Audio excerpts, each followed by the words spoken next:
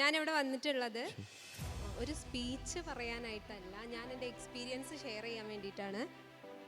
ഞാനിവിടെ ഫസ്റ്റ് പഠിച്ചു. അങ്ങനെ ഒരു ആഡ് കണ്ടിട്ടാണ് ഞാൻ ബാനു മാമിനെ കോൺടാക്റ്റ് ചെയ്യുന്നത്. ഓക്കെ, അങ്ങനെ ഞാനിവിടെ വാക്വോയിലൊരു മെമ്പറായി.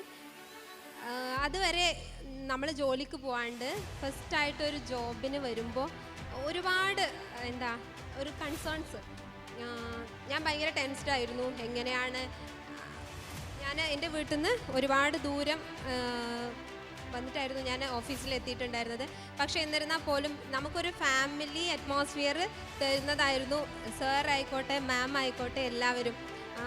നമ്മളോട് പൊതുവേ ഒരു കമ്പനിയിൽ നമ്മൾ ജോബിന് കയറുമ്പോൾ എന്താ പറയുക, നിങ്ങൾക്ക് വയ്യെങ്കിൽ എന്തായാലും ഞങ്ങളുടെ ടാർഗറ്റ് ഉണ്ട്, അത് അച്ചീവ് ചെയ്യണം. ഇവരെന്താ പറയാന്നറിയോ, വയ്യെങ്കിൽ വീട്ടിലിരുന്ന മോളെ മാറിയിട്ട് വന്നാൽ മതി.